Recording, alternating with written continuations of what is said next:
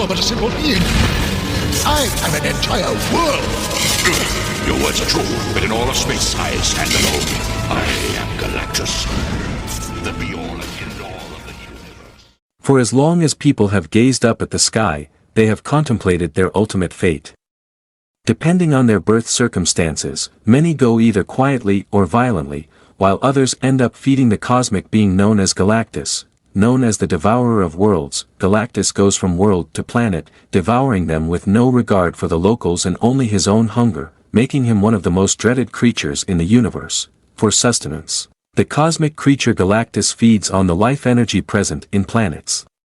He was a mortal Taayan named Gallan of Taa in the sixth cosmos, the preceding multiversal cycle. When his world was dying, the sentience of the sixth cosmos, the forerunner of eternity, came to him, fused with its essence, and transferred him to the seventh cosmos, the next cycle, where he would eventually emerge as Galactus following an incubation period.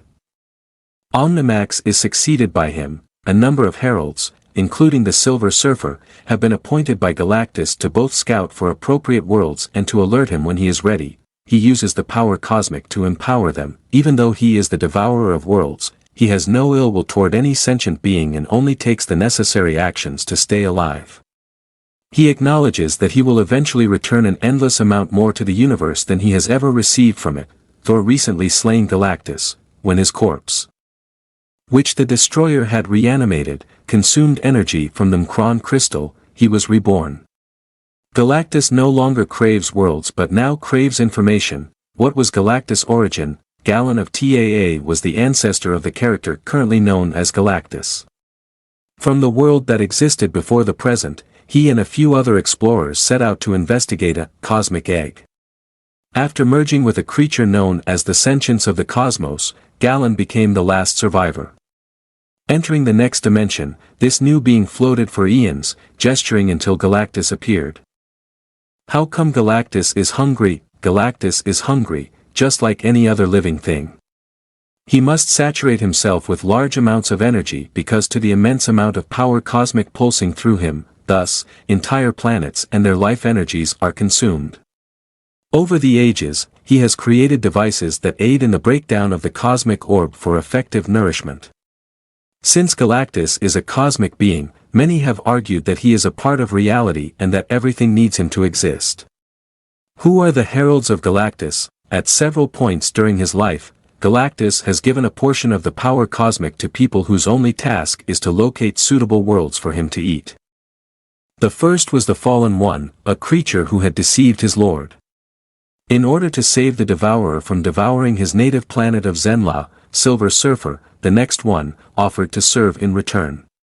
Airwalker, who followed him, became a close confidant of Galactus, who, after the original died in service, replaced him with a robot. Firelord replaced his fellow Xandarian, but he was not there for very long.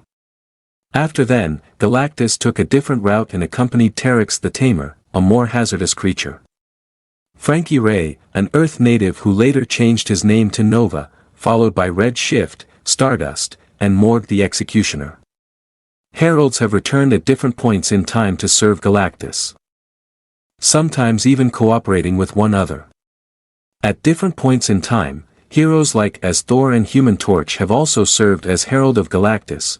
When did Galactus meet the Fantastic Four for the first time? Galactus first appeared in the timeless tale from Fantastic Four numbers 48 to 50, published in 1966.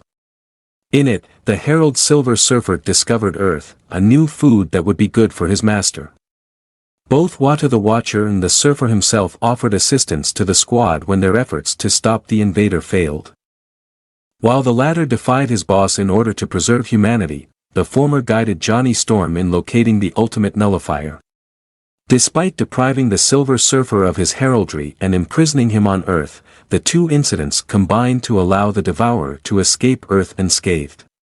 How do the Eternals and Galactus relate to each other? There is currently no direct connection between Galactus and the Celestials, the gods of the Eternals, other than the fact that they are both godlike cosmic beings, despite the fact that they appear to have certain visual similarities. The Kree, however, infuriated the Eternals so much in all new invaders that Ikaris and Thena chose to use the God's Whisper to defeat Galactus and put him in the negative zone.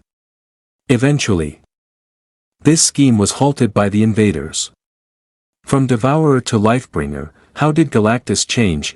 The ultimate stated goal from the outset was to address the most pressing issues facing the cosmos. They found an egg in another universe and pushed Galactus into it since they thought he did not spend enough time incubation in it. Galactus became the Lifebringer, capable of reviving dead planets, as a result of the procedure. To save all of existence, he even fought in the Eternity War with the Ultimates. For a while, Galactus continued to be the Lifebringer, but Silver Surfer requested that he destroy an Ultron-ruled planet. With the Soul Stone in hand, the Earth villain planned to use it to conquer the entire galaxy.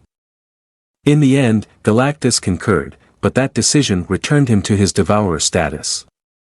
That concludes our review for today, but the discussion is far from over. For more, leave a comment, hit like, and subscribe for more videos. Keep the magic of movies alive until the next time, signing off from FK Bytes.